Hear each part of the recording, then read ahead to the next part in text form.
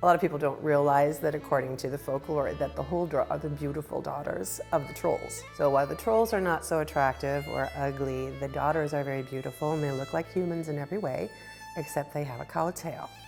Their lives are very much like ours. They have cattle, they have kids, fields, they sow grain, etc.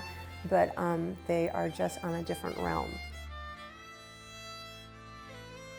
And they're beautiful forest seductresses. Their whole MO is to find a man, get married, and become a Huldra wife. And sometimes their tails would fall off, sometimes they wouldn't. My father says that my mother's tail never fell off.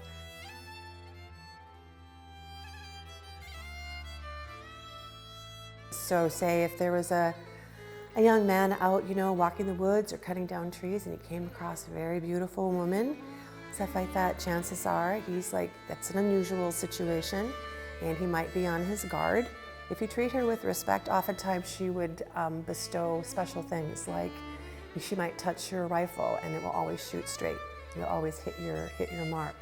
Or she might make it, if you were carrying a pail of milk, that it wouldn't curdle, that sort of thing. But if you disrespected her or made fun of her or any of those sorts of things, it can go a little badly for you the opposite way.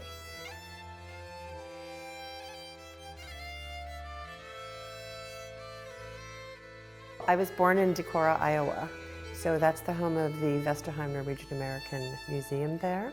So as a little girl, I grew up going to that museum and attending Nordic Fest and watching the Nordic dancers. And they have a silver collection there, which has all of these beautiful silver bridal crowns, belts, pendants, necklaces. And I could not believe as a little girl that a grown woman got to wear a crown on her wedding day.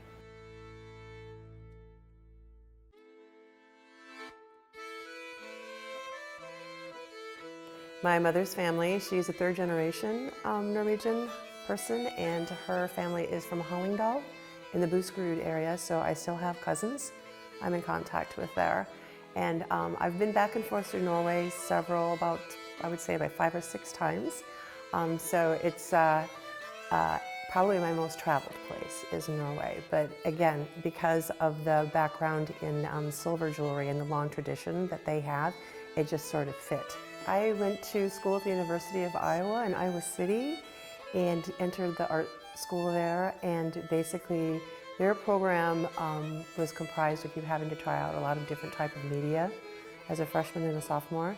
So I landed on metalsmithing and jewelry, which was a course offering there. And to me, it represented the best of all possible worlds because I could draw, I could paint, I could sculpt, and I could build things.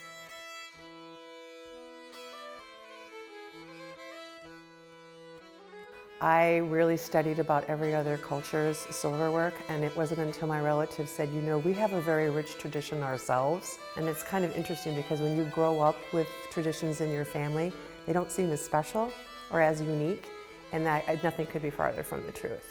Because Norway especially has a very long, unbroken tradition of silverwork and silver adornment in connection with the folk dress. To me, again, this jewelry just isn't an adornment, just something to wear. It tells so much about a person. So when you consider that if you during the 1800s or even earlier times, you ran into somebody, you would be able to tell by what they were wearing, whether they were married or single, what area they were from, and even sometimes what family they were from. So it's like a walking identity that is I just continue to find it very fascinating. A lot of my work is inspired. It's not meant to be traditionally Norwegian, but it's inspired by those design elements, but I am capable also of doing very traditional type work. And in Norwegian folk and fairy tales, there's lots of references to jewelry and adornment. Silver in Norwegian culture specifically, it serves 3 purposes. 1, of course, to show off wealth. 2, to act as a healing, but it was also number 1, protective. So it was supposed to protect you from hidden forces that you couldn't see that might possibly aim to do you harm or steal you away into the magic mountain. Where on the bride's wedding day, they would load her down because she was very vulnerable from the trip from her house to the church. It was at that time somebody could just jump out and whisk her away. I love the idea that even in the wake of Christianity kind of like creeping into Norway, there are sections where it never got. So these types of beliefs are very, very real to the people who Christianity never touched.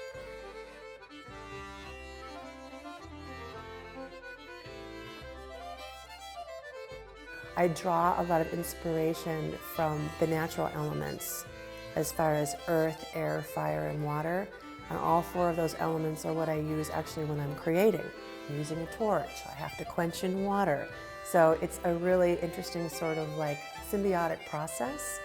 So I'm a big lover of leaves and anything that's organic. Is the sort of like acanthus, that kind of traveling vine, this very beautiful organic motion. It's dynamic, it's almost like it's a living sort of breathing kind of like design shape, so you see it in acanthus carving.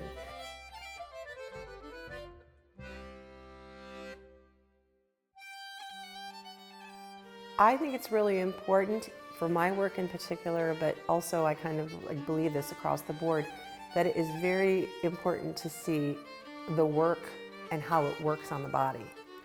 Not just, I mean, I am a big believer that like the form itself can stand alone, that, you know, design-wise, it's beautiful, it's functional. You know, when I finish a piece that I photograph it by itself, but then I also hire models. I believe that in order for any kind of tradition to survive, it has to have its own life in the hand of the maker. Particularly with something that's an oral tradition where some person passes that down, it has to have life. It has to have its own life from the maker's hands. So I always love this quote by Gustav Mahler where it's like, tradition is not the worship of ashes, it's the preservation of fire. For me, it's really, really important to have that connectivity, to be connected to roots, especially because you don't know where you're going unless you know where you've been and what you're from.